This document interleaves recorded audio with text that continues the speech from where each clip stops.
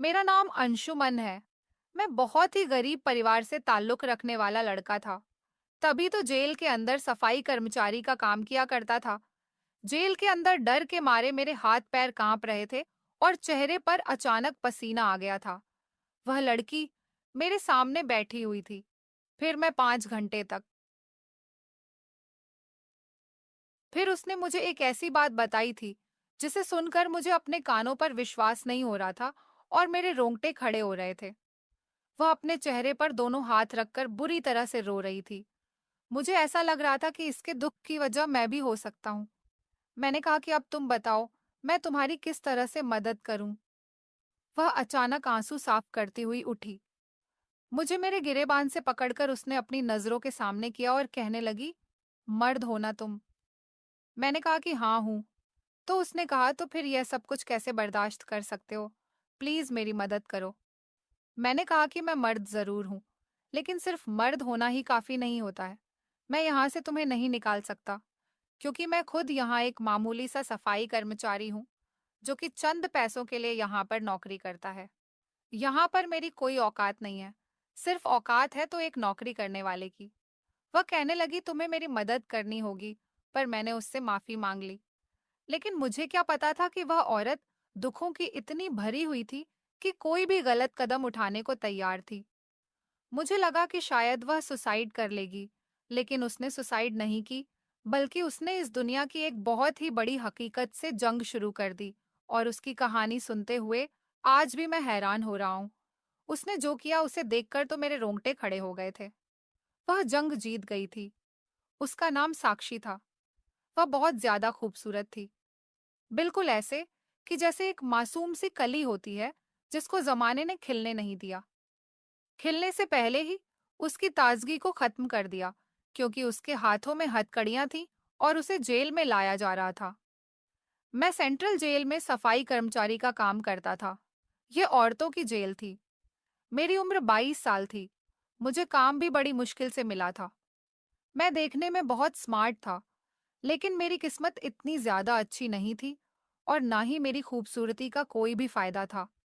पर जैसे ही मैंने इस लड़की को देखा, तो मेरा दिल इसी का होकर रह गया था, क्योंकि वह मेरी ही उम्र की थी और बहुत ज्यादा खूबसूरत थी। वह नजरें झुकाए हुए चलती आ रही थी। इसके लंबे लंबे बाल थे, कथई रंग की आंखें थी और गोरा रंग था। आसपास की औरतें अपने अपने सेल में खड़ी हुई उसे देख रही थीं। कोई उसे देखकर हैरान था, तो कोई हंस रहा था, लेकिन कुछ औरतें उससे डर भी रही थीं। मैंने बाद में जेल की एक औरत से पूछा कि यह क्या मैटर है? इतनी खूबसूरत लड़की को जेल में क्यों लाया गया है? वह भी इस तरह से जैसे किसी खतरनाक मुजरिम को लाया जाता है। आखिर इस लड़की ने ऐसा भी क्या किया है? यह लड़की तो देखने में बहुत मासूम लग रही है। इसे देखकर तो ऐसा लग रहा है जैसे कोई मक्खी भी नहीं मार सकती। वो औरत कहने लगी कि तो फिर तुम्हें क्या लगता है कि यहाँ पर सब लोग क्या मक्खियों को मारने के लिए आते हैं? मैंने कहा कि नहीं, मेरा मतलब ये नहीं था। उसने कहा कि औरत को कभी भी इग्नोर मत करना। औरत के हजारों रूप होते हैं और सारे ही रूप खतरनाक होते हैं। वो माँ होती है तब भी जिद्दी और इमोशनल होती है। पत्नी बनती है तो बहुत ज्यादा शक्की बिहेवियर की बन जाती है। और दोस्त बनती है तो दोस्तों के लिए जान देने के लिए भी तैयार हो जाती है। और बेटी होती है तो ऐसे ऐसे कारनामे कर जाती है कि सारी दुनिया याद रखती है। इसने भी इसी तरह की एक बहुत बड़ी गलती कर दी थी, इसलिए तो इसे यहाँ लाया गया है। लेकिन इस लड़की की सजा सिर्फ इस जेल में आना ही नहीं है, बल्कि इसको तो अभी सजा दी जाएगी। इसकी सजा की शुरुआत तो अब होगी। उस औरत ने तो मुझे पूरी बात इस तरह से बताई जैसे वह इसके बारे में सब कुछ जानती है। मैंने कहा कि क्या मतलब है तुम्हारा? तुमने देखा नहीं कि वो कितनी खूबसूरत है? लेकिन वो सच में बहुत प्यारी है। उस औरत ने कहा कि बस फिर उसकी किस्मत बहुत ही खराब होने वाली है, क्योंकि यहाँ पर जो सबसे ज्यादा खूबसूरत लड़की आती है, वह सबसे ज्यादा ही बदकिस्मत होती है। मेरी नौकरी यहाँ जेल में अभी अभी ही लगी थी, इसलिए मैं यहाँ के बारे में ज्यादा कुछ तो नहीं जानता था और यह भी नहीं जानता था कि यह क्या मैटर है। मैं इस जेल के बाथरूम और वॉशरूम वगैरह साफ किया करता था। वैसे तो मुझे सारी जेल को साफ करने का काम मिला था, लेकिन मेरे साथ और भी लोग मौजूद थे जो जेल के काम किया करते थे और मैं नया था। इसलिए मेरी ड्यूटी बाथरूम और वॉशरूम को साफ करने के लिए लगा दी गई थी। मैं बहुत हैंडसम था और अभी तक मेरी शादी भी नहीं हुई थी क्योंकि गरीब था, इसलिए अब भी शादी नहीं करना चाहता था। अभी मैं अपने पहले हालात बेहतर कर लेना चाहता था। एक दिन मैं जेल का बाथरूम साफ करने लगा तो बाथरूम के अंदर मुझे एक लड़की के रोने की आवाज आ रही थी। शायद वह नहाने के लिए आई हुई थी। यहाँ पर सख्त पहरा था। कोई नहाने के बहाने या बाथरूम के बहाने से भाग नहीं सकता था। ये सेंट्रल जेल थी, कोई मजाक नहीं था। मैं पीछे हट गया और मैंने कहा कि मुझे नहीं पता कि आप यहाँ पर क्यों बैठी हुई हो। मुझे माफ कर दीजिए। उसने अभी नहाना शुरू नहीं किया था। बस वो बाथरूम में बैठकर ना जाने क्या-क्या सोचकर रो रही थी। उसने कहा कि कोई बात नहीं, मैं बाथरूम से निकल जाती हूँ। तुम अपना काम कर लो। वह बाथरूम से निकलकर दरवाजे पर खड़ी हो गई थी। वह मुझे ठीक से दिखाई नहीं दे रही थी, लेकिन उसकी आवाज मुझे लगातार सुनाई दे रही थी। शायद वह रो रही थी। मैंने जब उसे रोते हुए सुना, तो उससे कहा कि मैं बाथरूम बाद में साफ कर दूंगा। मुझे इतनी जल्दी नहीं है। पहले आप अपना काम कर लो। थोड़ी देर के बाद उसके मुंह से आगे निकलने लगी। मैंने कहा कि क्या हुआ है आपको? तो वह कहने लगी कि मैं बहुत तकलीफ में हूँ। मैंने कहा कि क्यों, ऐसा क्या हो गया है? उसने कहा कि मैं तुम्हें बताकर क्या करूं? तुम आखिर क्या कर लोगे? मैंने कहा कि बस, मैंने तो ऐसे ही पूछ लिया था। पता नहीं मैं भी क्यों आपसे ये सवाल पूछ बैठा। मैं हर किसी से तो ऐसा सवाल नहीं करता, लेकिन आप मुझे अच्छी लगी हो, इसलिए मैंने आपसे पूछ लिया कि आप क्यों रो रही हो। मुझे क्या? मैं तो यहाँ पर अपना काम करने के लिए आया था। अच्छा, कोई बात नहीं। जाहिर सी बात है, वो लड़की तो किसी को भी अच्छी लग सकती थी, क्योंकि वो बहुत ज्यादा खूबसूरत लड़की थी। मैं पता नहीं क्यों वहां पर खड़ा हुआ था। उसका नाम साक्षी था। वह जेल में अभी कुछ दिनों पहले ही आई थी। मैं पता नहीं वहां पर क्यों खड़ा था और उसके सामने कंफ्यूज भी हो रहा था, और फिर वहां से मैं चला गया।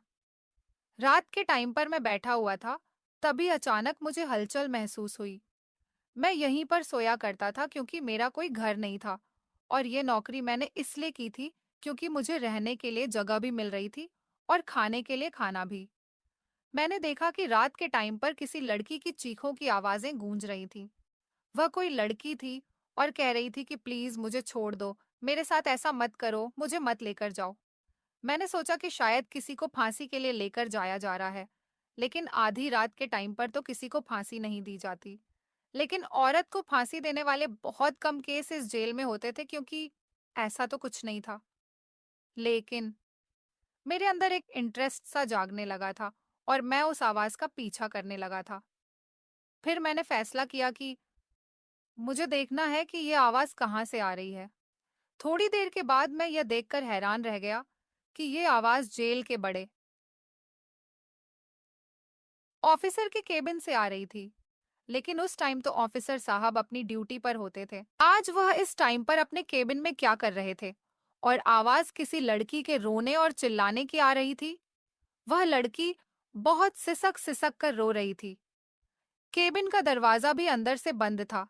आवाज से ही लग रहा था कि यह लड़की बहुत खूबसूरत है, क्योंकि आवाज भी खूबसूरत थी।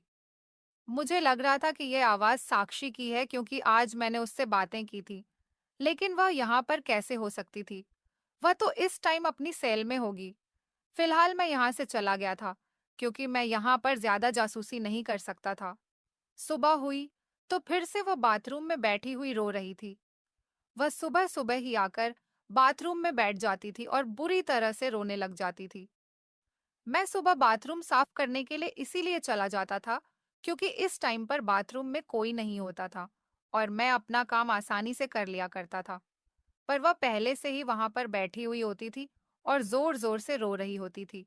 इस बार मैंने उसे कह दिया कि तुम्हें नहाना है तो जल्दी नहाकर बाथरूम से बाहर निकल जाओ, क्योंकि मुझे बाथरूम साफ करना है। मेरी बात सुनकर वह गुस्सा करने लगी थी। उसने कहा कि तुम्हें जल्दी की पड़ी हुई है, इधर मेरी जिंदगी रोज तबाह हो रही है। मैंने उसे कहा कि जो एक बार जेल में आ जाता है, उसकी जिंदगी तबाह ही हो जाती है, और जेल में आने वाला इंसान कुछ ना कुछ ऐसा करके ही आता है जिसकी वजह से उसे जेल में कैद किया जाता है।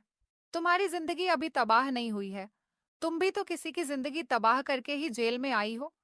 उसने कहा कि तुम्हें कैसे पता कि मैंने किसी की जिंदगी तबाह की है जब मैं इस जेल में आई हूँ। मैंने कहा, तो फिर क्या यहाँ तुम ट्रिप पर आई हुई हो या फिर कोई ना कोई कांड करने के बाद ही आता है। वह मुझसे बहुत बदतमीजी से बात कर रही थी, जबकि मैं उससे बहुत प्यार से और तमीज से बात कर रहा था। फिर मैंने भी उसकी बदतमीजी का जवाब बदतमीजी से ही दिया। वह बाथरूम से उठकर चली गई। ठीक तरह से अपने कपड़े भी समेट कर नहीं गई थी। मैं जब बाथरूम साफ करने लगा, तो मैंने देखा कि वहां बाथरूम में फिटकरी के कुछ टुकड़े पड़े हुए थे। शायद वो फिटकरी को इस्तेमाल करती थी, लेकिन फिटकरी का आखिर क्या कर रही थी? भला इसका इस्तेमाल भी किस तरह से किया जाता है? मैंने फिटकरी पहले भी कई बार इस बाथरूम में देखी थी और हर बार मैं इसी बाथरूम में फिटकरी देखा करता था। शायद ये साक्षी ही रख देती होगी।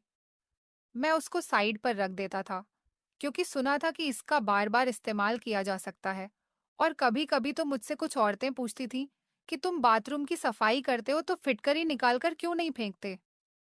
मैं उनको बता देता था कि पहले से ही मुझे यह मिलती है। मुझे नहीं पता कि यह फिटकरी कौन रखता है। मुझे ये समझ नहीं आता कि फिटकरी का क्या इस्तेमाल किया जाता था। यहाँ पर किसी को भी बाहर की लाई हुई चीजें नहीं दी जाती थी। ये जेल थी, कोई ड्राइंग रूम या घर नहीं था। यहाँ अगर किसी के चोट लग जाती थी, तो उसे इलाज के लिए भेजा नहीं जाता था, बल्कि उसके लिए डॉक्टर की पूरी टीम खुद जेल में जाकर उसका ट्रीटमेंट किया करती थी। जेल के अंदर ही एक हिस्सा बनाया गया था, जहाँ पर जेल के कैदियों का इलाज किया जाता था। लेकिन फिटकरी का आखिर क्या किया जाता था, और यह फिटकरी बाथरूम में कौन रखता था? मैं साक्षी का भी डायरेक्ट नाम नहीं ले सकता था, क्योंकि जेल में तो काफी सारी औरतें और लड़कियां थीं। मैं आते जाते साक्षी को देखा करता था। वह भी अपनी बड़ी बड़ी और खूबसूरत आंखों से मुझे देख रही होती थी। सब लोग न जाने क्यों उससे दूर रहते थे। कोई उसके पास नहीं बैठता था और ना ही कोई उससे ज्यादा बातचीत करता था। वह अकेली ही बैठकर खाना खाया करती थी। कोई उसे किसी तरह के काम के लिए भी नहीं कहता था।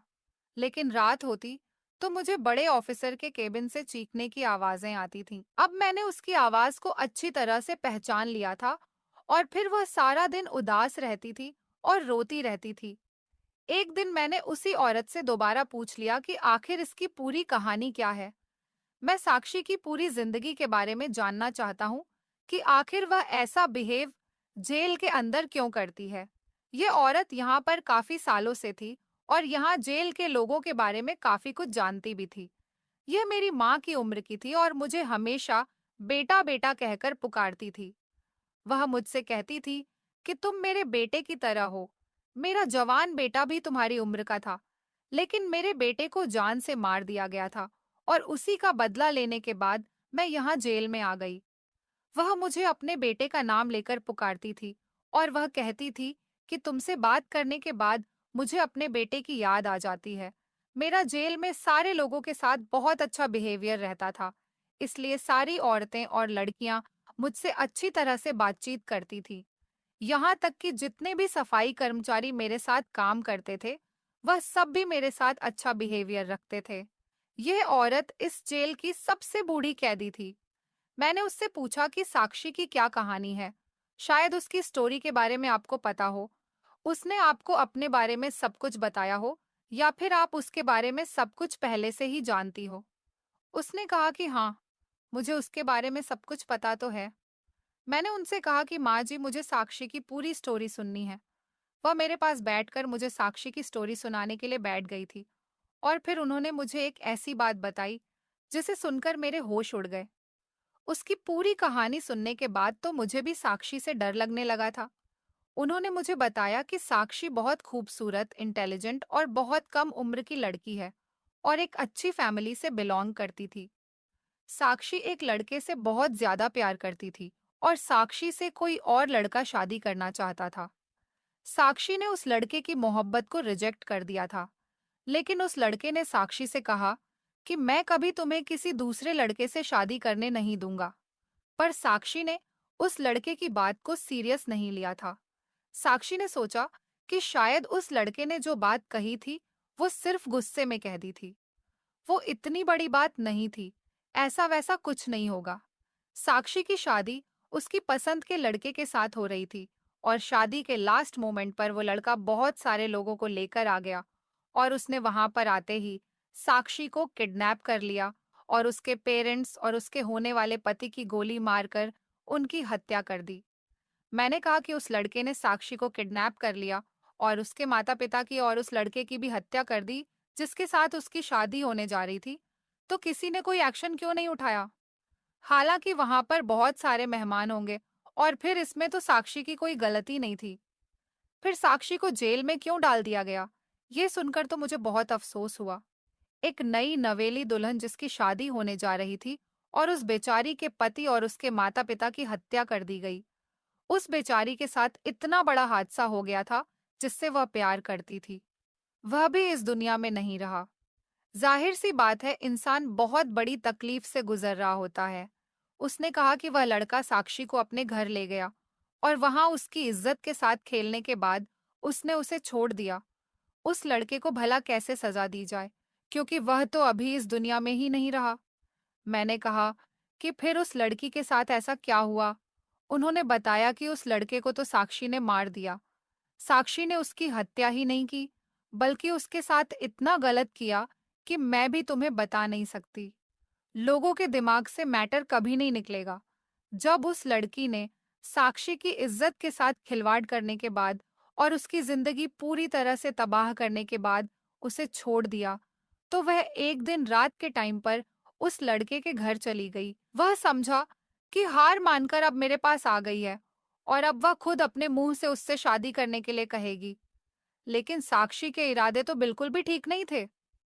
तुम्हें नहीं पता बेटा, साक्षी ने उस लड़के का बहुत बुरा हाल किया, इसलिए तो यहाँ के सारे लोग उससे डरते हैं। तुम्हें नहीं पता, एक कम उम्र की लड़की बहुत ही चालाक है, क्योंकि अब उसको किसी बात का डर नहीं है। इसकी इज्जत भी जा चुकी है। पहले तो इस बेचारी की इज्जत खराब हो गई थी, लेकिन अब हर रोज वह अपने शरीर को किसी की हवस का निशाना बनाती है। मैंने कहा, लेकिन अब वह किसकी हवस का निशाना बनती है? उन्होंने बताया कि यहाँ पर बड़े ऑफिसर जो रात की ड्यूटी देते हैं, वह इस बेचारे की खूबसूरती का रोज फायदा उठाते हैं और सारी रात वह इसकी इज्जत के साथ खेलते हैं। यह तो मुझे भी पता था कि ऑफिसर बहुत ही गलत आदमी है। इसकी नजर बहुत गंदी है। पता नहीं किसने इसको पुलिस वाले की नौकरी दे दी थी, लेकिन यह नहीं पता था कि बेचारी साक्षी रोज उसकी हवस का शिकार बनती थी। उस बेचारी का तो जेल में भी जीना दुश्वार था। मैंने कहा कि सच में साक्षी के साथ बहुत बुरा हुआ है। उसकी कहानी बहुत दुख भरी है मेरे लिए, उसके दिल में बहुत ज्यादा एहसास भर गया था। मैं साक्षी को पसंद कर बैठा था। लड़के की कहानी सुनने के बाद शायद मैं उससे अपनी मोहब्बत का इजहार कभी नहीं करता, लेकिन उसके साथ बुरा हो रहा था और मैं यह भी बर्दाश्त नहीं कर सकता था। उस औरत ने मुझे बताया कि साक्षी ने पहले दिन ही तुम्हें देख लिया था। फिर कुछ ऐसा हुआ कि साक्षी को जेल के अलावा कहीं और भेजा जा रहा था, पर कुछ ऐसा हुआ कि उसे वहां जाने से रोक दिया गया और यहीं पर उसकी जगह बना दी गई। लेकिन जगह तो साक्षी के दिल में तुम्हारे लिए भी बन गई थी। मैंने कहा, माँ जी, उसके दिल में मेरे लिए कोई जगह नहीं बनी है। अगर जगह बन गई होती तो वह सब कुछ ना करती। उसके दिल में सिर्फ बुराई का ही इरादा है। उन्होंने कहा कि तुम ठीक कह रहे हो, उस बेचारे के साथ गलत किया जा रहा है। हम क्या कर सकते हैं भला? हम तो यहाँ के कैदी हैं। हम उस बड़े ऑफिसर के खिलाफ भी तो नहीं जा सकते। मैंने कहा कि मुझे नहीं पता था कि एक इंसान को उसकी गलती की सजा देने के लिए उसे जेल में डाल दिया जाए, लेकिन उसके साथ फिर रोज रात को कुछ ऐसा किया जाए जिससे वह हर रोज तड़पे। उसे सजा के ऊपर भी एक और सजा दी जाती है। उन्होंने कहा कि न जाने ऐसे कितने सारे जेल हैं जहां पर लड़कियों को अपनी हवस का शिकार बनाया जाता है। यह जेलों में कैद औरतें दो लोगों के लिए आसान शिकार होती है। इनके आगे पीछे कोई नहीं होता, इसलिए इन्हें खामोशी से ही अपनी जिंदगी पर बात करनी पड़ जाती है। यह बेचारी पहले ही अपनी जिंदगी से तंग आकर यहाँ सजा काटने आई होती है और फिर यहाँ पर भी उन्हें डबल सजा दी जाती है। और मैं तो खुद प्रार्थना करती हूँ कि कोई भी जवान और खूबसूरत लड़की कभी जेल में ना आए। इससे अच्छा तो वह सुसाइड ही कर ले। कम से कम उसे सुकून तो मिल जाएगा। यहाँ पर तो आने वाले की जिंदगी और ज्यादा बुरी हो जाती है। तुम्हें क्या बताऊं बेटा, यहाँ पर हर जगह सिर्फ जख्म ही जख्म है और इन जख्मों को बर्दाश्त करती हुई यह औरतें हैं। इनके चेहरे ध्यान से देखो। इन्होंने कोई पाप किया होगा, कोई गलती की होगी, तभी तो यहाँ पर सजा काटने के लिए आई है। लेकिन जो ये सजा काट रही है तो ये तो इससे भी बड़ा अत्याचार है ना, कि इनके साथ और ज्यादा कुछ बुरा किया जाए। ये तो पहले ही अपनी सजा भुगत रही है। ये बेगुनाह नहीं है, लेकिन यहाँ पर जो इनके साथ हो रहा है वह बहुत ही बुरा हो रहा है। यहाँ के ऑफिसर को तो सिर्फ यही काम है, एक के बाद एक खूबसूरत लड़की को अपनी हवस का निशाना बनाता रहता है। एक दिन कभी बेचारी साक्षी को आराम नहीं मिल पाता। मैं दिल में सोचने लगा, तभी तो मुझे रोज रात को साक्षी के रोने की आवाज आती है। फिर 2-3 दिन मेरा साक्षी के साथ सामना नहीं हुआ था, लेकिन एक दिन फिर वही हुआ। वह बाथरूम में थी और रो रही थी। मैं फिर से पीछे हटकर खड़ा हो गया। आज उसने मुझसे कहा कि क्या तुम मेरी मदद करोगे, मेरा एक काम कर सकते हो। मैंने कहा हाँ बताओ क्या काम है। मैं तो उसका कोई भी काम करने के लिए तैयार था। अगर मैं उसकी थोड़ी सी भी मदद कर सकता तो मुझे बहुत खुशी होती। उसने मुझसे कहा कि मुझे फिटकरी ला दो। मैंने कहा कि तुम्हें फिटकरी का क्या करना है। उसने कहा तुम्हें नहीं पता फिटकरी का क्या होता है।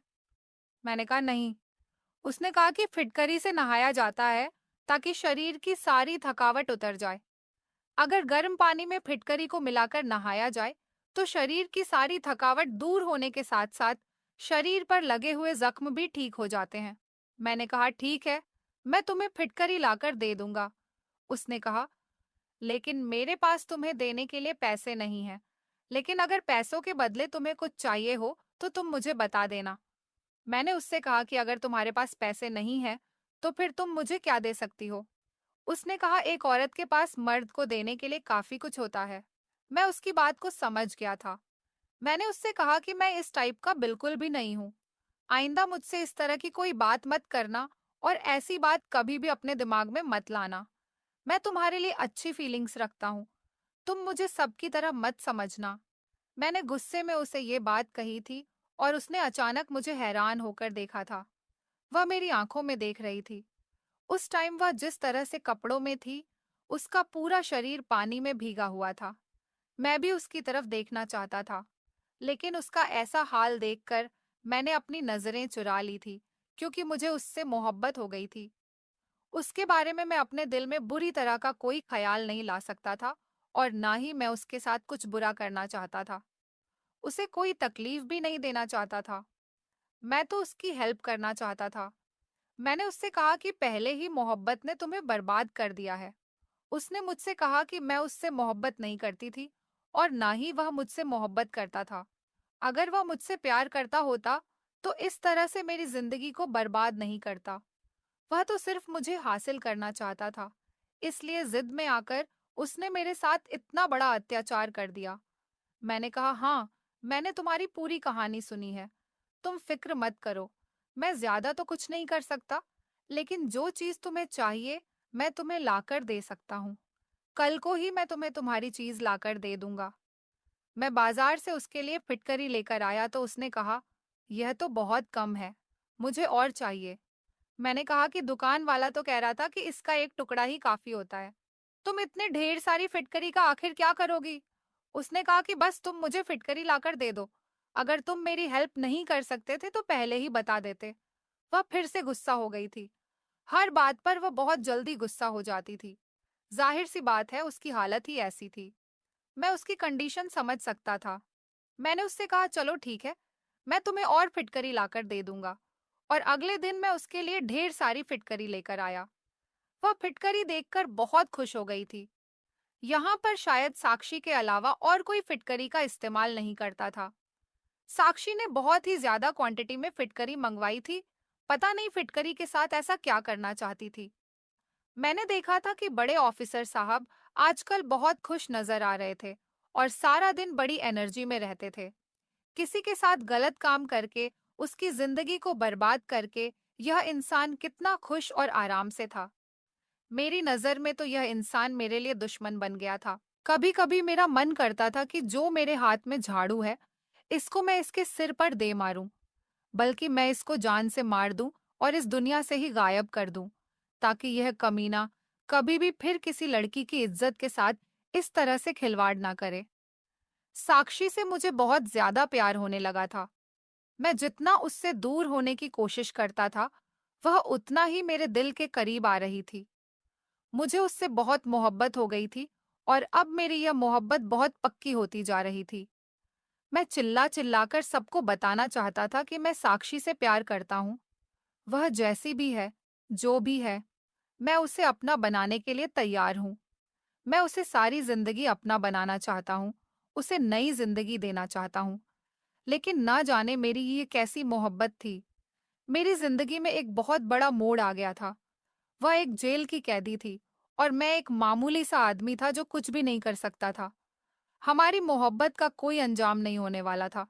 एक दिन मैंने उसे देखा तो वह बहुत रो रही थी। मैंने कहा कि यह सब तुम्हारे साथ उस ऑफिसर ने किया है ना? वह कहने लगी, हाँ, और तुम भी तो मर्द हो, तुम भी तो मेरी कोई मदद नहीं कर सकते। मैंने कहा कि मैं तुम्हारी मदद सच में नहीं कर सकता।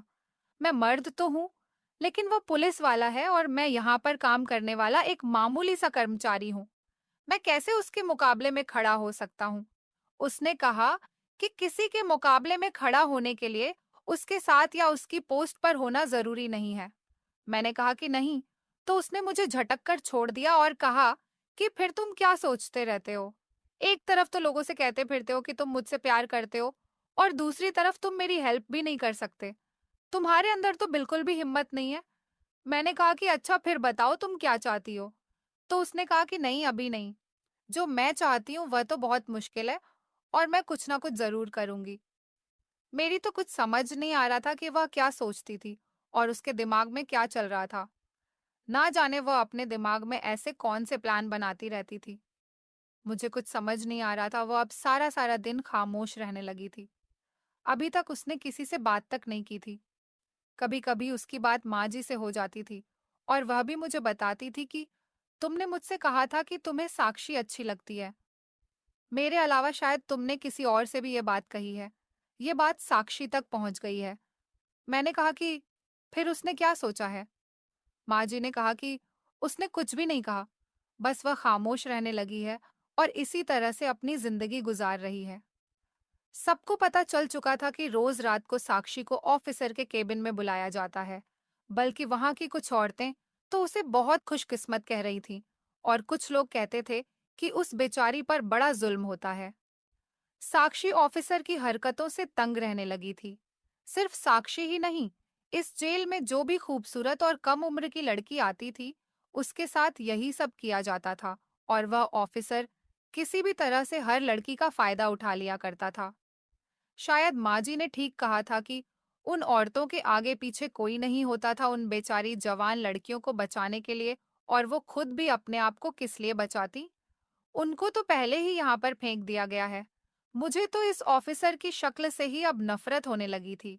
एक लंबे से कद का काला सा और मोटा सा आदमी चलता हुआ जब जेल के अंदर चेकिंग करने आता था, तो मुझे वो दुश्मन नजर आता था और मैं सोचता था कि यह कानून का रखवाला नहीं, बल्कि यह तो इस धरती पर बोझ है जिसको इस धरती से खत्म कर देना चाहिए।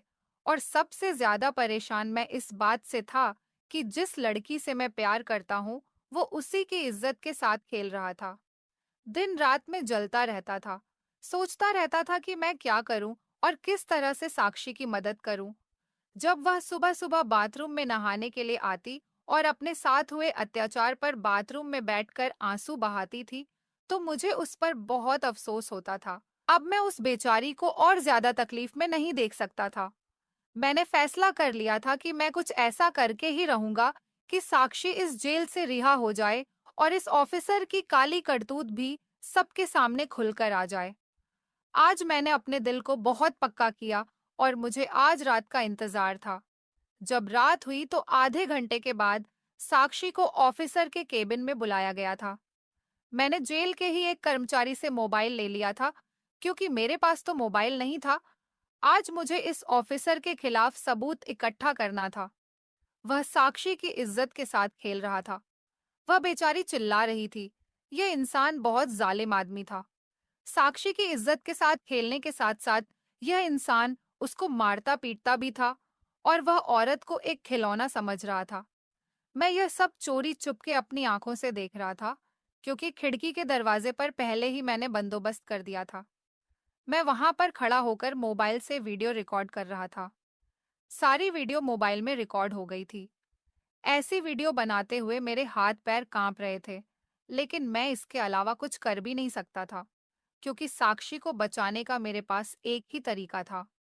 वह बेचारी चीख रही थी, चिल्ला रही थी, लेकिन मैं बहुत मजबूर था।